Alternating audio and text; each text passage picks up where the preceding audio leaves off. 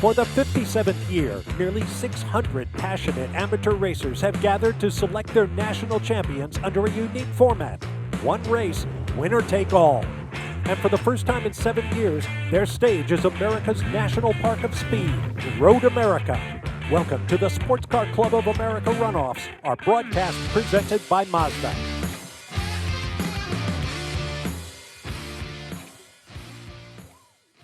Two days of temperatures around 70 degrees and bright sunshine have given way to overcast skies and a thermometer that is struggling to get above 50 degrees. A very different Hagerty Race Day number 3 getaway day here at the 57th Sports Car Club of America National Championship Runoffs, presented by Hagerty. Hello, everyone. I'm Bob Varsha. Tom O'Gorman's alongside. Hayward Wagner down in the pit lane. We are ready for the STL class. Our 21st national champion of 26 we will crown this weekend is about to be decided. And as you can see, a diverse field ready to take to the track. Right now, let's get down and get last-minute stories from Hayward in the pit lane. Thank you, Bob. If you're someone who followed the runoffs for years and years and years, you probably remember production racing in the 80s and 90s where you had older British cars that were just tuned to the nth degree, that were really, really the class of their fields.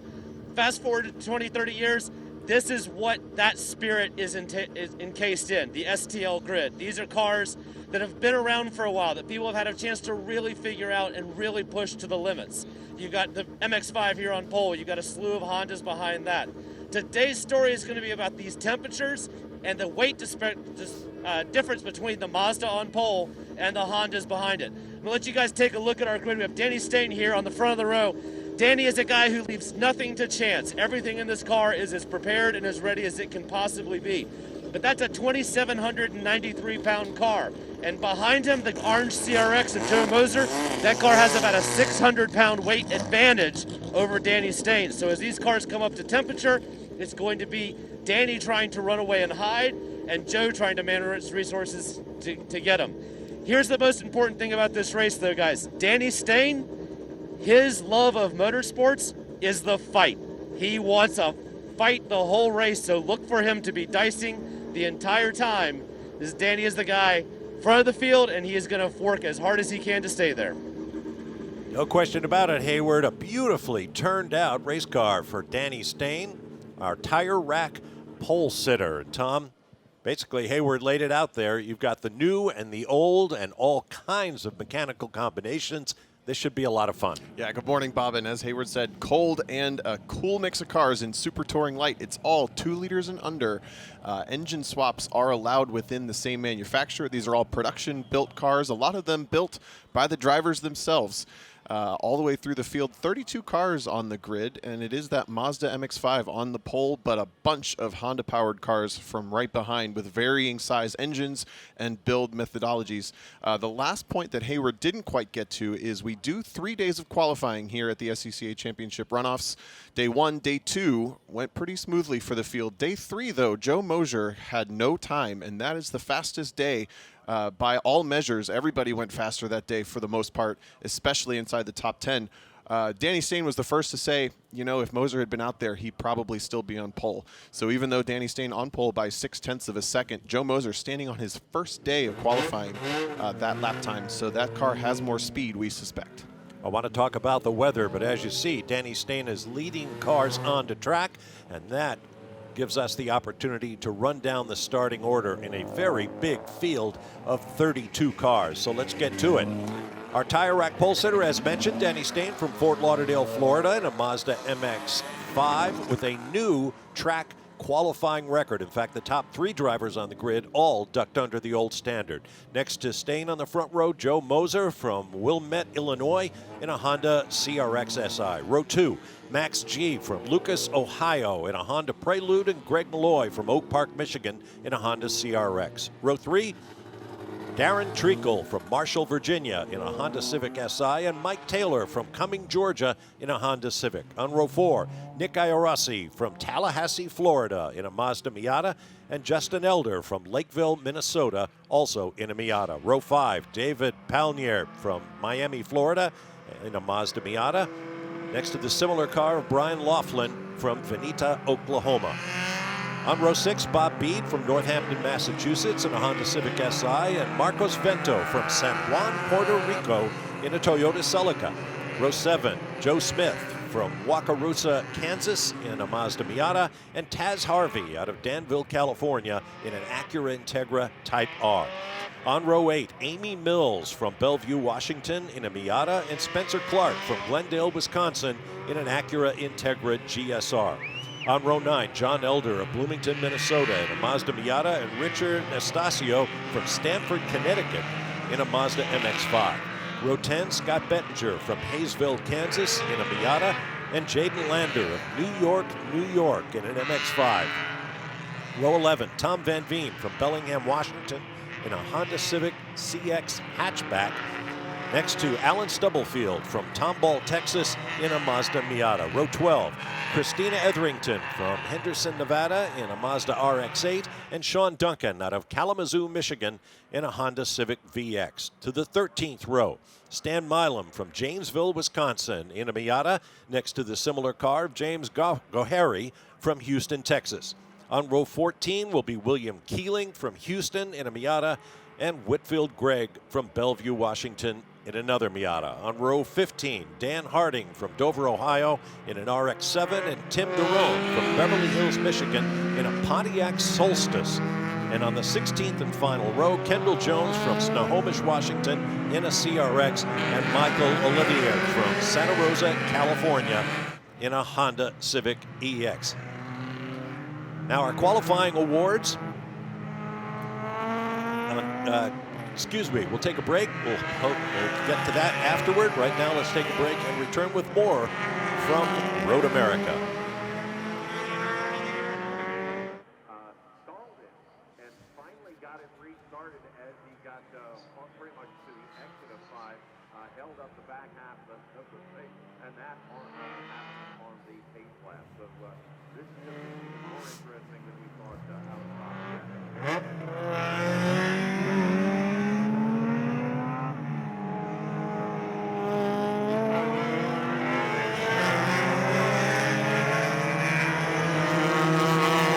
Road America, the field in the STL National Championship is making its way into the carousel in very chilly temperatures with a strong breeze blowing. It'll be interesting to see what happens.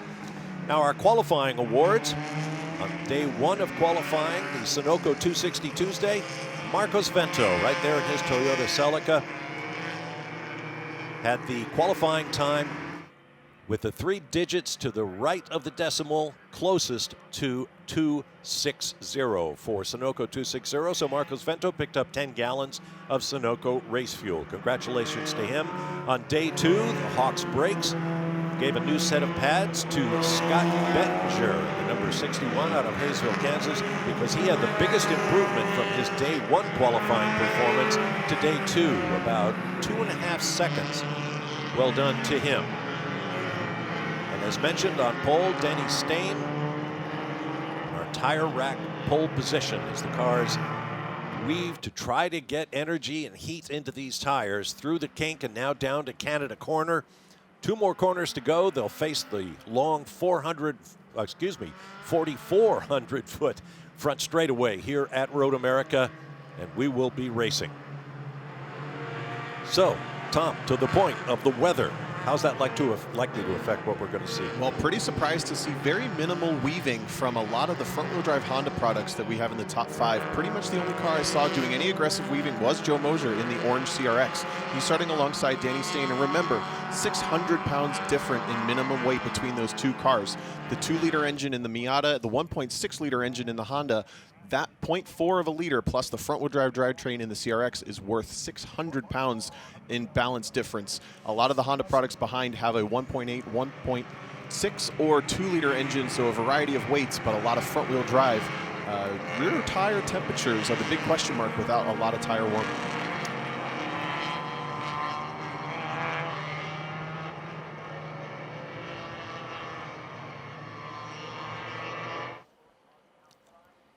Safety car has pulled into the pit lane, and the field starts to come up to speed. Danny Stain leading the left-hand column Joe Moser, the right-hand column, and Moser getting the edge off the start on the flag wave. He was on the gas.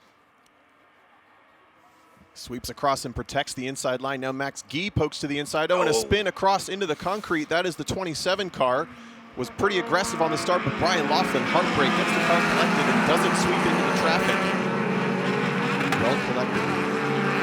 Very fortunate that there wasn't a much bigger accident. Meanwhile, Moser leads Stain down into turn 3 onto the backstretch, 2,600 feet full throttle.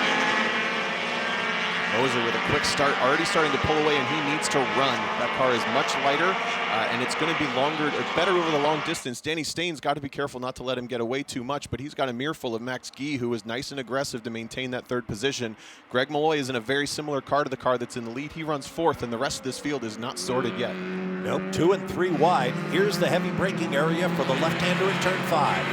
That was a hairy moment for Spencer Clark, getting into the back of Marcus Vento just a little bit with a lockup. And Vento, one of 2 non-Honda or Mazda products in this field in that Celica from Puerto Rico. Through turn 7, left rear unloaded wheel coming off the ground. And now through turn 7, hurry downs to turn 8, and the entrance to the carousel. Max Guy in the white Honda Prelude has a little bit bigger engine. Here's a look at the restart. Watch the blues Miata with the green hood. Tried to get a little bit of a jump. Now he's in the middle of the pack. And somebody is going to get into his rear at some point. Oh, he actually moves left, and I think that was against Taz Harvey.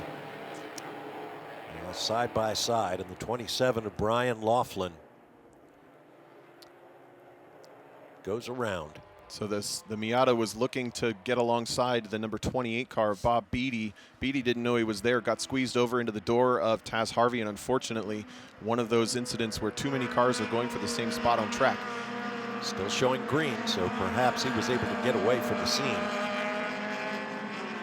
As the running order of Moser, Stain, and Guy begin to pull away just that little bit from the rest of the field. Remember, we speculated that Moser's car had more pace in it than he was able to show after missing day 3 of qualifying. He's showing that right now as he's breaking away from Danny Stain, who is defending champion from years past in runoffs in this class and others.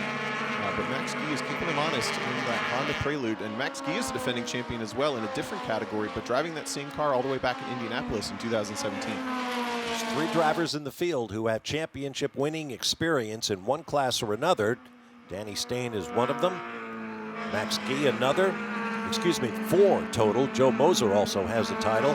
And the senior driver in the field in terms of appearances, James Gohary, his 31st career start at the runoffs with 12 podiums to show for it. Here are those 2 cars that were involved in the first straightaway incident. Bob Beatty in the 28 car, that is a 2-liter Civic, getting passed by Taz Harvey in the Integra, sweeps up the inside, and Taz Harvey is a very familiar name in SCCA club racing a number of times this weekend itself.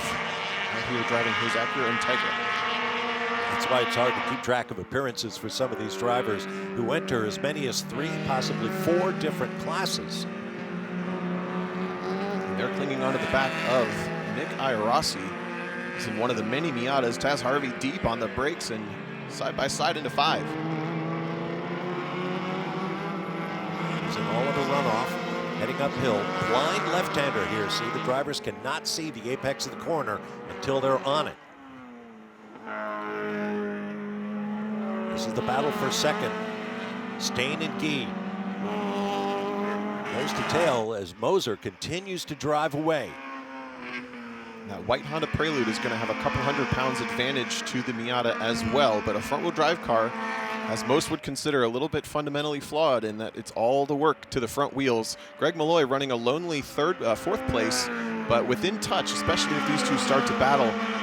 If these 2 start to battle, though, they are securing an even better win or a better lead for Joe Moser at the front. Through the notorious kink, which has seen a few incidents this weekend. And now down to Canada Corner. Beginning the long climb back to start finish. 160 plus feet of elevation change here at Road America.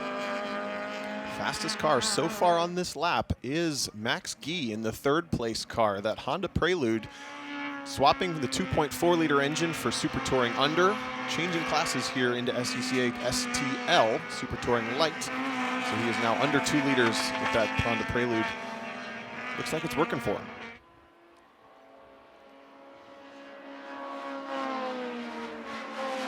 Great engine note from these cars. Now Guy takes a look down the inside of Stain as they head for turn 1, and he won't attempt to pass. Whoa, Danny Stain really throws it into turn 1 using all the track almost into the grass. So we pop back. This is Jim Goffrey being pursued by the 06 of Stan Milan. Another group of 4 as the action breaks into clumps, if you will, here at Road America in the STL class of the National Championships.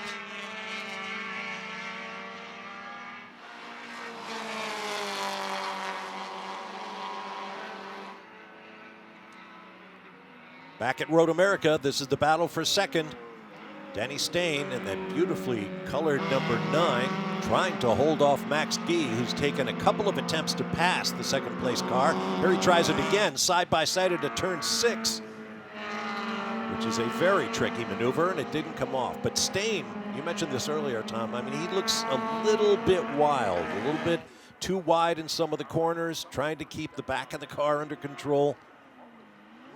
Yeah, a little bit ragged edge driving for Danny Stain, but the key there, not necessarily any harm in driving that hard, other than that car weighs nearly 2,800 pounds, and its tires for 13 laps, they're going to need to last. If he's being pushed this hard by Max Guy, that's certainly going to shift advantage towards Max Guy at some point. Saw just how wide Danny Stain went there in the carousel. Maybe it's just his preferred line, but it certainly looks like he's pushing the car hard. Well, Danny Stain came up through SCCA Club Racing mostly in Spec Miata, and if you're familiar with Spec Miata at all, you know that they race hard and they race rowdy in Spec Miata. This is really unfortunate to see. Mike Taylor, the 39 car, with a puncture on the left rear. Mike put a lot of effort into this season to get that car up to Road America a number of times, tested it, was really hoping for this to be a year to be in contention. They're going to keep pushing, swapping a tire on right now in pit lane. Like out of my neck of the woods, Cumming, Georgia, the Atlanta region of SCCA competition. Now it looks like Moser might be slightly closer to Stain and Guy than he was a lap or 2 ago. Yeah, these drivers are so close on lap times, timing and scoring. The fastest lap of the race so far actually is Max Guy, but Joe Moser resets it this time through. We saw a little bit of smoke from underneath the back of Joe Moser's car exiting turn 14. But thinking back through the history books in SCCA, even though that orange CRX may look a little different, it is a familiar car. It won at Indianapolis Motor Speedway 3 or 4 years ago with a different driver at the wheel, puffing little smoke the entire race, so that may not be that big a deal. Working lap number 4 of 13 with a 40-minute absolute time limit.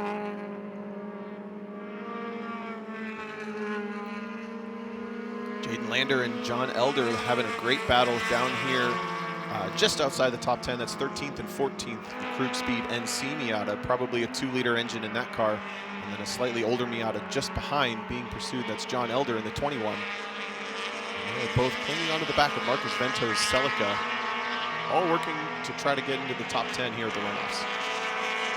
That's an important point to make. Yes, there are only 3 medals to first, second, and third, just 1 national championship. And we've seen fields of cars, you mentioned Spec Miata earlier, more than 70 entries. And a lot of that is honestly just to take part in a great race at a great racetrack in a major national event. It's a destination event for sure, and just participating is part of the allure. Top 10 sounds awfully good if you can get it.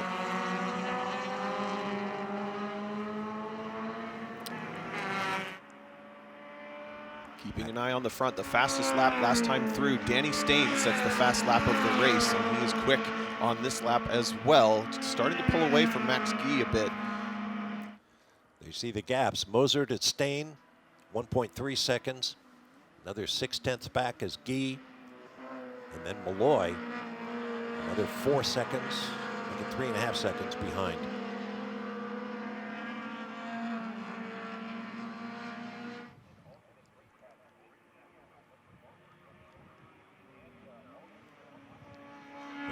color on race leader Joe Moser's car is a signature one.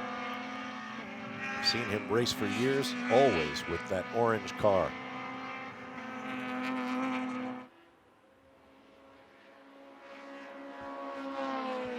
McGee dropping back just a bit.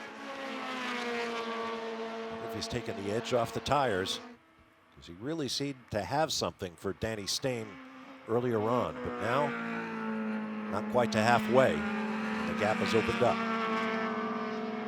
Oh, and again, Stain way wide in turn one and catching the dirt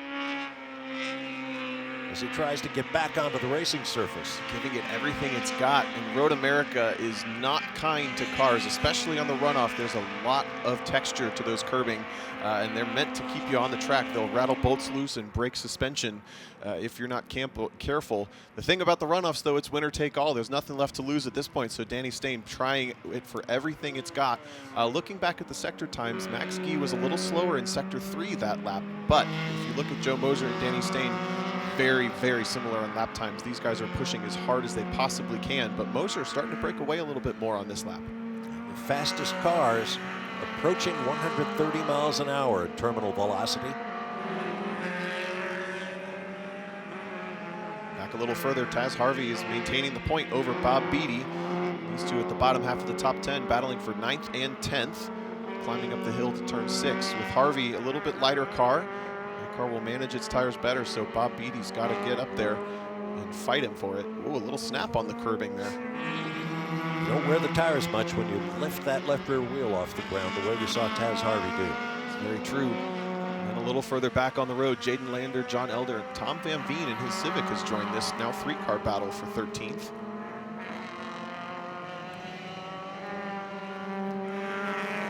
Lander from the racing mecca of New York City.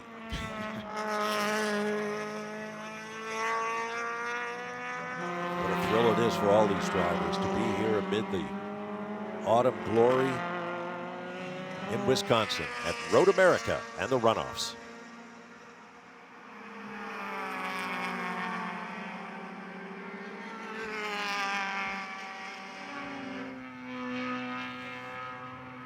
Back at Road America, coming around to complete lap 5 is overall race leader Joe Moser out of Willamette, Illinois, or Wilmette, Illinois, I should say, in his Honda CRX SI.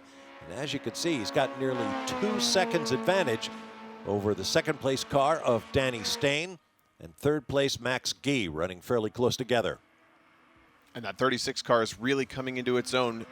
Personal best and session best sectors 1 and 2 to reset the fastest lap of the race that time through at a 2:32.1, but not for Danny Stain, not trying. He's absolutely on the limit in that number 9 Miata. Slows down a little bit that last time through, so he may be hitting the point of the race where that heavy Miata starts to fall away. That is a dance with the devil, and you don't want to see Danny Stain do it too many times, lest he step over the line and find himself looking at the scenery going sideways across the windshield. Max Guy was a little quicker last time through, so that white Prelude is not out of it yet. And Greg Malloy in a lonely 4th place, a very similar car to the car in the lead, another 1.6-liter Honda CRX. He's not out of this one yet, doing a great job after graduating from autocross ranks and a big incident in the kink. The kink claims another one. Time after time, we've seen cars, usually what happens, and it may not be here, the driver gets off on the left, you see that the overrun pavement and curbing ends, and then you've got dirt with a drop-off that can snag the left rear wheel and just throw the car into a spin.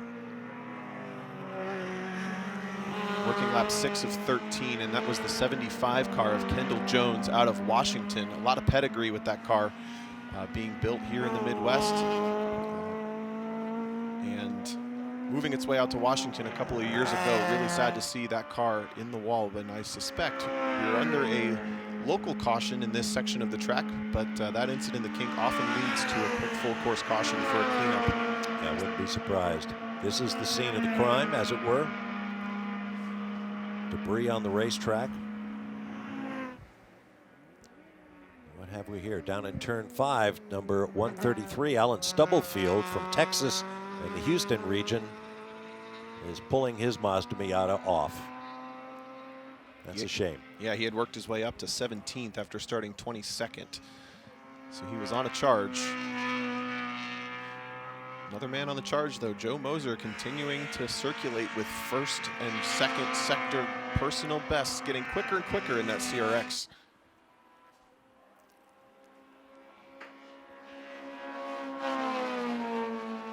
Flashing across start finish to begin lap number 7, halfway through the race.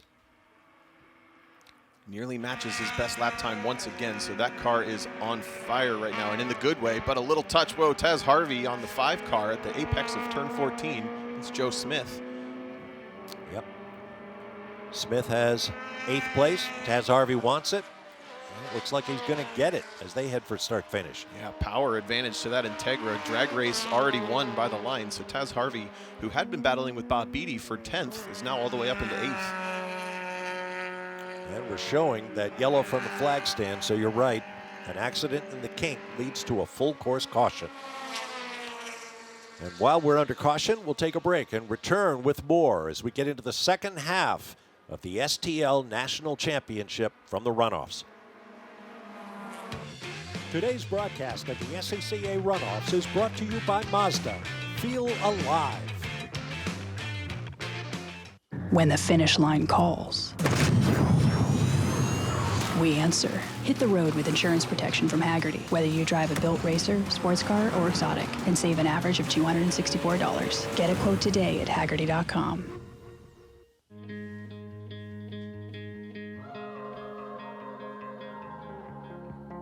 It's happening more often, and that's not surprising.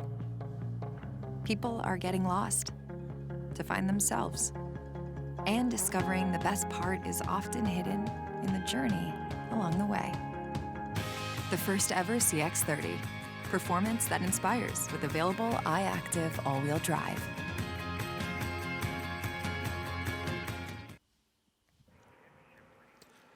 Back at Road America, still under a full course caution following a heavy accident for Kendall Jones of Snohomish, Washington in the kink.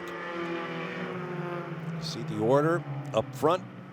Joe Moser and Danny Stain run 1-2, and adding spice to their competition is the fact that both are eligible to win the Super Sweep, which is the highest level of on-track achievement in SCCA club competition. To do so, a driver must win a points championship in one of the series within a series around the country known as the Hoosier Tire Super Tour. Both men have done that. You must also win a conference championship around the country. Both men have done that, called the Majors. And then you must win your class here in the winner-take-all national runoffs. And so the first and second place drivers are basically in a duel for that super sweep in addition to the gold medal. More at stake than normal at the runoffs. Both of those drivers want that highest honor, and I have to imagine this full course caution is playing into Danny Stain's hand just a little bit, but not by much, because Joe Moser, there's not much stopping him right now in that Honda CRX. The last time they crossed the line under green flag condition, he was over a second faster than Danny Stain, but that heavy Miata is getting a little bit of a break. Maybe cool the tires off, maybe cool the brakes off as well. Don't forget, we've talked about it before, but a 600-pound advantage to the CRX in the lead, a 2,800-pound Miata in his mirrors, and then a lighter Prelude behind again. So it's Honda with the weight advantage, Mazda with the theoretical driveline advantage, and that's what makes STL so interesting. Lights remain on. We've switched from Corvette to Camaro for our pace car. So it looks like we'll have another long lap of this 4-mile, 14-turn circuit before we get the cars turned loose once again. And it may be more than one lap because you saw the safety vehicles, the extraction ones, are still in the kink, tending to the wreck of Kendall Jones. Yeah, not only the car, but the debris, as he looks like he's made it to both walls on the left and the right. But good to see that it was a simple rescue vehicle out there and not an ambulance or more. A couple drivers that have had a really good charge. David Palfinier up from 9th into 6th in his KRS Miata. And then also Taz Harvey from 14th. He's into 8th position in that white Integra. back in 8th. So those drivers both on a charge, and this could be good for them to have the distance closed up to the back of the top 5.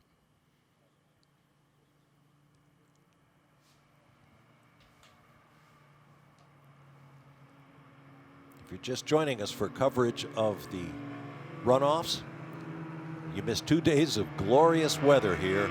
Beautiful Wisconsin color in the trees. Right now, the temperature is shown about 51 degrees with a breeze blowing. Feels a lot cooler than that, I can tell you. And after a couple of days of temps in the 70s, calendar perfect weather, it's a very different approach to racing for these drivers on Hagerty Racing Day 3. One of the challenges under these full course conditions, especially for the front-wheel drive cars that are occupying the top 5, is keeping a little bit of rear tire temperature, because most of the weight is on the front, and we only have so much opportunity to get rear temperature in those tires. There's a look at a guy who was really hoping for a top 3, top 5 contention. Mike Taylor in the 39 car. They did a tire change during this race, and normally the tire changes put you out at the runoffs, but he's actually back in the pack with a fresh left rear tire after a puncture early on. So the yellow flag played out perfectly for him, because it gave him the opportunity to make that stop and get back in without losing as much ground as he would have under green flag conditions. Yeah, unfortunately, it looks like he's still down 1 lap, but circulating in 25th and gets to have some fun, which is maybe a little bit of a relief. Just go out and enjoy racing. The pressure is off. This is turn 5, one of the fan favorite viewing spots around Road America. Behind the trees on that hillside on the right, you can see a large portion of this 4-mile racetrack. It's a good look at the variety of body styles and cars. Remember, they can do engine swaps within the model and make. So Hondas have Honda engines, Mazda have Mazda engines, but not necessarily the exact engine that came in that car. This is really a builder's category with a lot of garage-built cars. The other 25 categories feature everything from high-revving, small displacement, open-wheeled race cars all the way up to the fully body-enveloping, ground-pounding 850 horsepower GT1 Grand Touring machines. There is something for everyone and for every fan interest in SCCA club racing.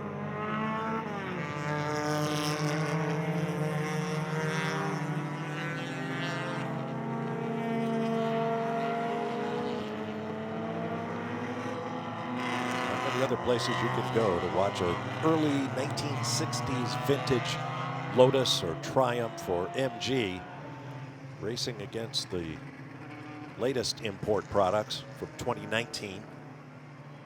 But you could do it here. There goes a Pontiac Solstice. When was the last time you saw one of those on a racetrack? Yeah, one of the only non-Honda and Mazda products. We've got a Toyota Celica and a Pontiac Solstice. Everything else with the M or the H badge on the front of it.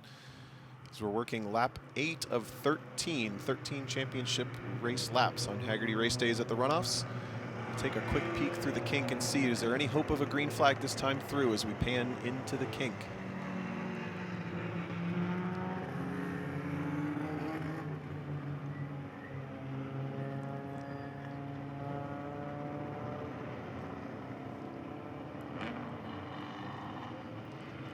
Looks like the stricken car is on the flatbed, and they're picking up that debris. You see them dragging it to the wreckage.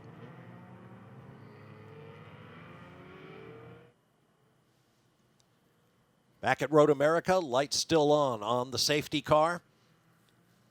We hope to get the wreck area cleared up shortly and get back to racing. Once again, it is a 40-minute race. Absolute time limit unless there is a red or a black flag. Right now, the clock is running, showing just under 16 minutes remaining in the race, working lap number 8 of 13. So it's certain that we won't get to the 13 lap limit, but hopefully we'll get some green flag racing in. Yeah, we'll be close, but we have a quick pause in the action. Joe Mosier was your leader when we went to full course caution, so he's winning the battle, but yet to win the war over Danny Stain, who was on the limit in his MX-5, but falling back a little by little. Max Guy was keeping him honest in the white Honda Prelude, and Greg Malloy, lurking in the background of most of our shots, was sitting fourth. He's now on the bumper of this battle for the podium, which is good news for the 38 car. That makes the restart a whole different proposition, because now pretty much every driver knows what the drivers around him have. There goes the safety car, and we're about to find out what they can do with what they've learned over the first 8 laps of this race. As Moser leads Stain, Malloy, Darren Treacle, the top 5. Green flag, and we're back to racing here at Road America. Darren Treacle from the 5th position. That's one of the fastest cars in a straight line, but it's a great restart for the entire field. It's a challenge for second place. Danny Stain closes the door, but Greg Malloy around the outside takes the 3rd place podium position away from Max Guy and shuts the door on exit. Still too wide as they come down to 3. Brakes lighting up. A little touch between David Palfinier and Treacle, but look who is now up into the 5th position. Taz Harvey in the 8th car. That is a Acura Integra that started way down in 14th. He's all the way up into the top 5. Marcos Vento plowed a little Wisconsin dirt there, but he's back on track. There's Harvey. Whoa, Palfinier really deep on the brakes, but he's going to make it work. Down in turn 5, that Miata handling well, and Treacle has to succumb to the attack. Now responds with a big power up the hill, but it's not going to work this time through. A little separation happening at 6th position. That's the battle we're watching now, but the top 5 pulling away.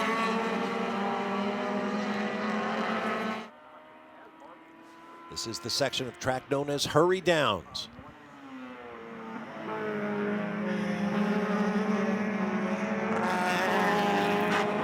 5, Greg Smith coming up the inside, turn 8. The field launches into the carousel. A lot of pent-up energy after that much time in the full course caution. I don't think many drivers suspected the green flag this time through either, so they didn't have much warning, and now a lot of people driving very hard. A lot of tire smoke from in front of the Smith car. That's the 5 car. Puffing a little bit of body rub, I think, on that left front tire.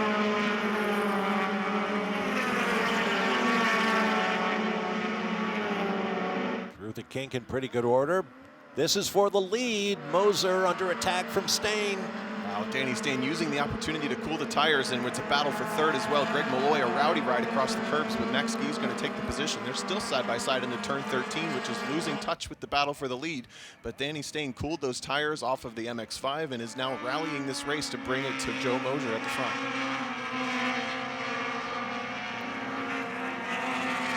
12 minutes, 20 seconds remaining. With 4 laps to go, that's going to be right on the limit of full race distance. We're going to either get 12 or 13 laps on this race. I was just thinking that. Yeah, it's going to be tight.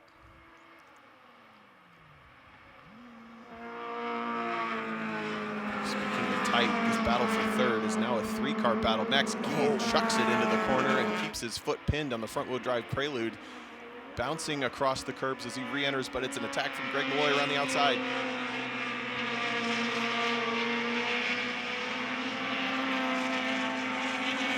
Malloy completes it.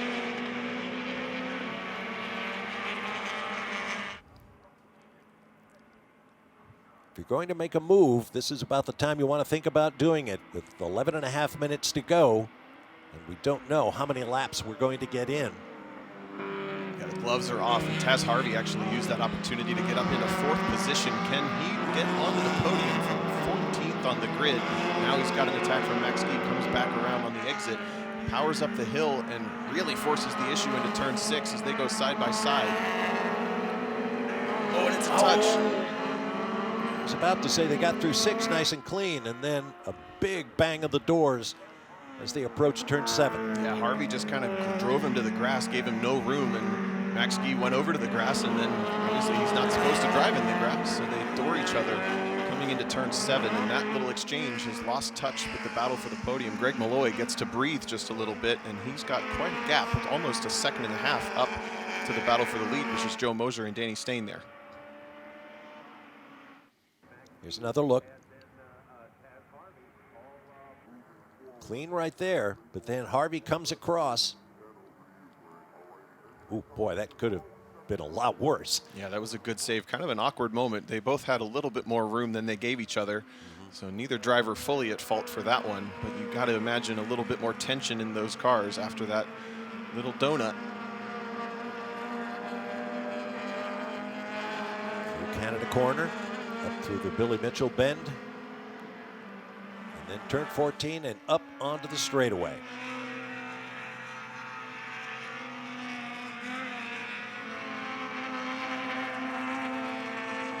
Through turn 14, heading up the hill, great battle going on right here.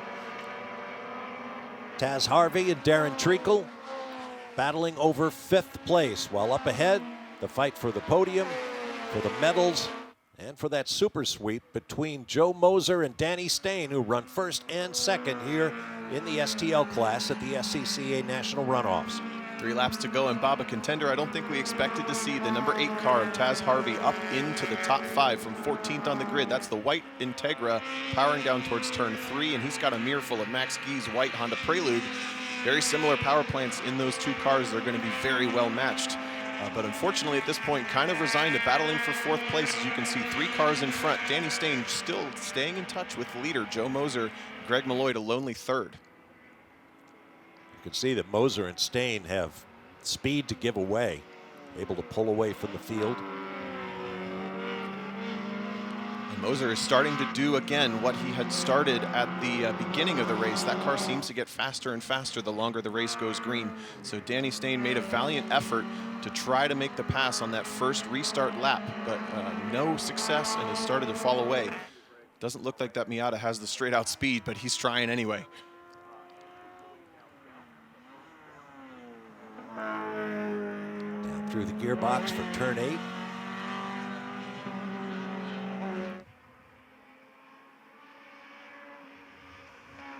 Moser appears to be in complete control of this class. Saw that shot, the hands working so hard inside that car. It looks buttery smooth from the outside, and he hasn't put a wheel wrong yet, but he is working hard in his office inside that 36 car. We've continued to see little puffs of smoke underneath that car, but back in 2017, the last time we saw this car in contention for a championship, it did the same thing, so maybe it just runs on a little bit of smoke. Harvey and Treacle are still at it. Treacle makes the move down the inside into Canada corner, and he gets it. Excuse me, Max Guy in 22. You can see from that shot just how abrasive those curbs are. The trunk of the Prelude nearly vibrating loose as he tracked out to complete that pass on Taz Harvey. And 4th place may not be a podium, but it is everything to these drivers right now as they're bickering between the 3 now as Darren Treacle's joined this battle. Clock shows just about 7 minutes remaining. And it looks like they will get all 13 laps in, which is good to see. It tells you something about how fast these guys are going. Just over a minute and a half. We're going to go 3 wide down into turn 1. Max Guy's the first to give it up, but Darren Treacle's going to take over the 5th position. I heard someone zing in the motor coming into turn 1. I think that might have been Moser just up against the rev limiter as he downshifted for that fast right-hander. But now Taz Harvey with 4th, Darren Treacle up to 5th, and the Prelude of Max Guy as high as 3rd at one point, down to 6th.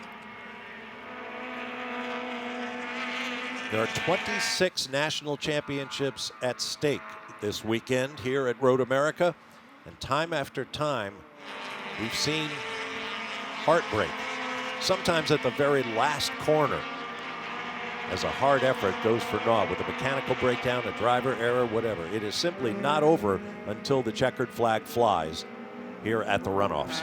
This is that battle we were keeping tabs on just outside the top 10. It is Jaden Lander and John Elder battling back and forth in the Miatas as Mike Taylor is working his way back through the field. That white Civic is 1 lap down, but every position that he can gain is a little bit of pride back for the 39 car. The maroon MX-5 towards the front, Jaden Lander, that's actually a spec MX-5, which is a regional class within SCCA. that fits into the STL category. So he's out here running a slightly lesser prepared car, but doing a great job just outside the top 10 in that car.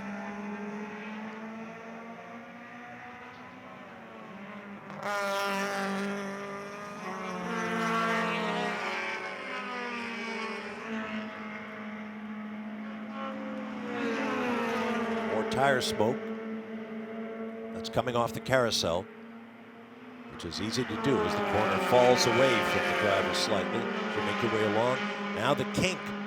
We're going to go side by side. We're seeing a lot more smoke now from the 28 of Bob Beatty. I think that was the left rear tire rubbing on its fender, so perhaps some contact at some point for Beatty in this race.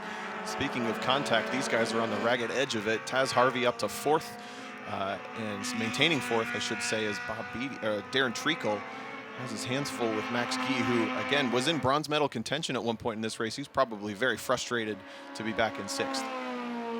Across the line goes Joe Moser. White flag waving. One more lap. 4 miles to go to a national title. Oh, down at 14. 4 cars involved. I think the tire tracks on the racing surface tell the story. This is the battle that we were keeping an eye on with that small tire rub. Bob Beatty gets turned by Smith at the apex of turn 14. Without much more context, it looks like Smith just kind of got in a little too deep. Both cars ailing. Smith's going to try to keep going, but Beatty's calling it a day into the pit lane. This is they're coming around to the last lap. Meanwhile, on what's known as the Moraine Sweep, named for the Kettle Moraine, the geological region here in eastern Wisconsin. It is the home of Road America. Race for the victory, the super sweep, the gold medal goes on. Moser over Stain, then Malloy, Harvey, and Treacle. And this is the best battle on the track. Taz Harvey clearly in his mirrors a little bit, weaving up the straightaway towards turn 6, trying to protect that 4th place finish that he's worked so hard for. Picked off 10 cars so far and wants to keep this spot, but Darren Treacle, who has raced at the Runoffs since 2013, actually in an Acura Integra, has switched to the Civic. His best finish in it, though, only at Daytona, 4th place. He wants to match that today.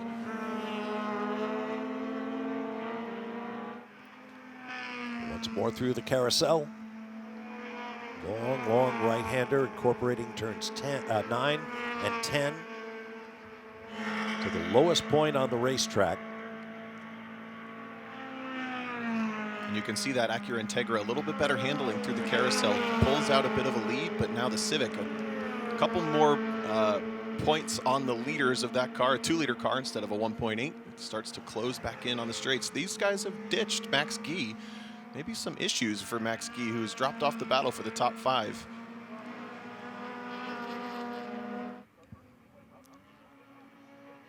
There is Moser. He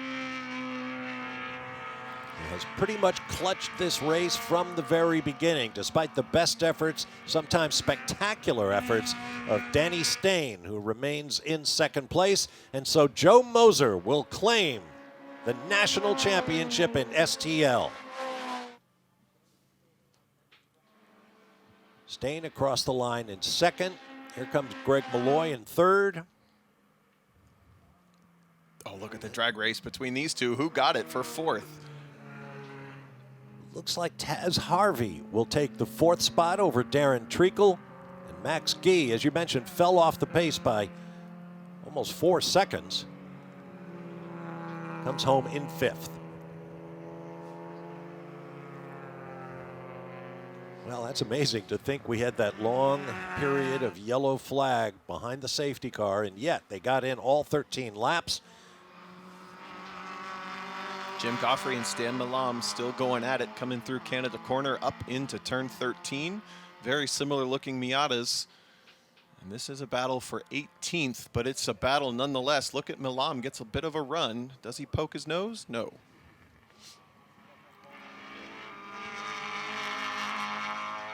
Up the hill for the last time. This could wind up as a photo finish as well. Tucks in for the draft. It starts to work, but it's a little too late.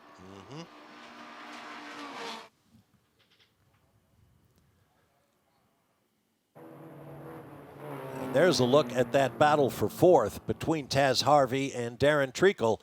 You think they're not fighting hard when they don't have a chance to reach the podium? Not at the runoffs. That's what a 10th.5 looks like, the gap at the line between those two. Taz Harvey, though, kind of the driver of the race for me, up from 14th to 4th, just outside the podium contentions, and really impressed, obviously, with Joe Moser just able to keep his cool, working fast lap after fast lap in that new-to-him Honda CRX. That car now a two-time runoffs winner here in STL at Indianapolis and Road America. But Danny Stain kept him honest, kept the mirrors full just enough. It may not have been the most action-packed door-handle-to-door handle banging race, but those are the most intense inside the car. No doubt about it. Well done to both drivers.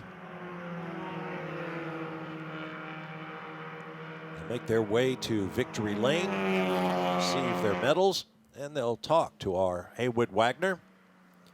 This is the second national championship for Joe Moser. Previous one at Mid-Ohio in 2016 in the STU, the ST Under class for similar cars. Taz Harvey will pick up his third podium finish, but his first silver medal.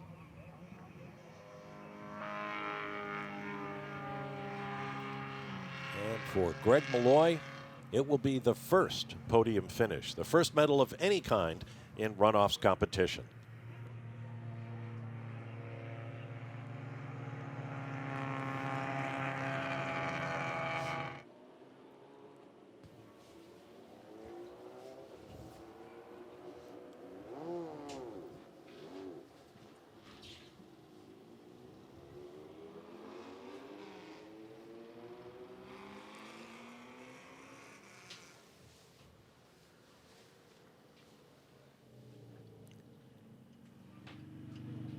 Into victory lane come the top three podium finishers in the STL class here at the 57th SCCA National Runoffs.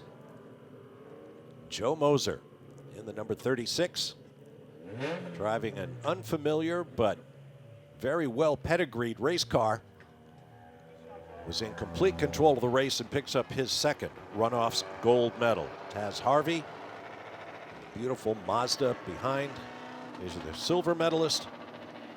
And in third, the Honda CRX of Greg Malloy in the bronze medal position.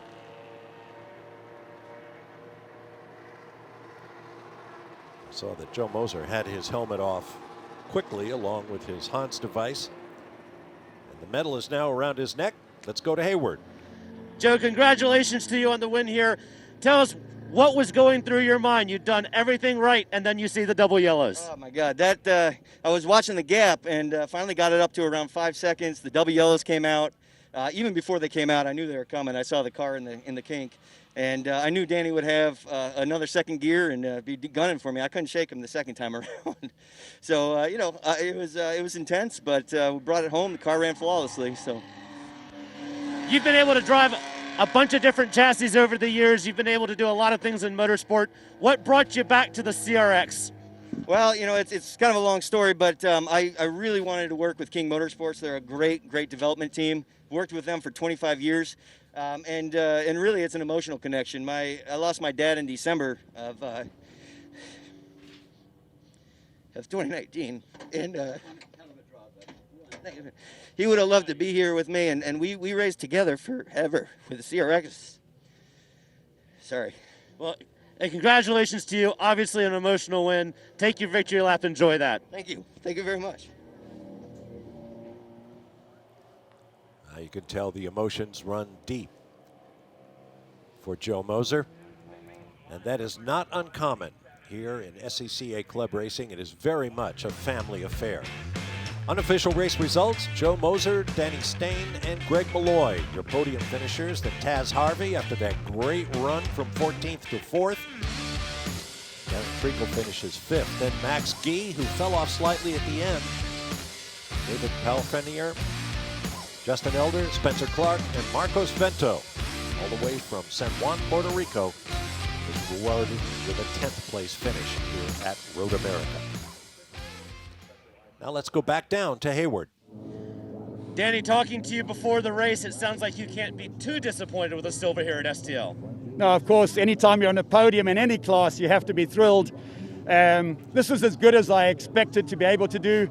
The restart, the full course yellow helped me because it allowed my tires to cool down, and so I could challenge Joe a bit more in the end in the last few laps than I would have if we'd stayed under green the whole way through. A huge shout out to Joe. He's put in the work.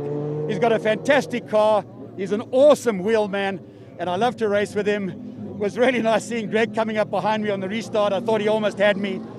But overcoming 500 pounds of weight just ends up being a tire management issue. I'm hoping that they will equalize it slightly differently, because it's always going to be an issue in these kind of races. No detraction from what he did. He spanked my ass so well, and I always love racing against him.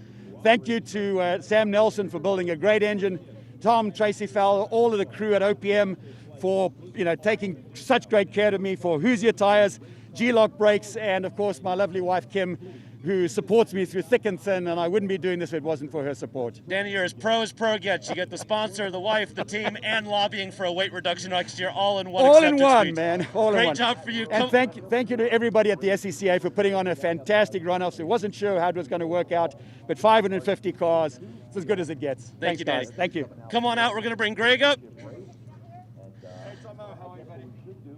Greg, we had a lot of fun watching this week. Here you end up on the podium with the bronze. How does it feel? It's awesome, yeah. It's crazy. We have like a home-built car in a garage. I built it from just a bare shell. My roommate Kyle Mueller and I put the cage in together. Mark Conley at McBee Autosport gave me a lot of parts and advice on building it, and to come home with the bronze. I even have like most of my autocross suspension still on there. It feels awesome.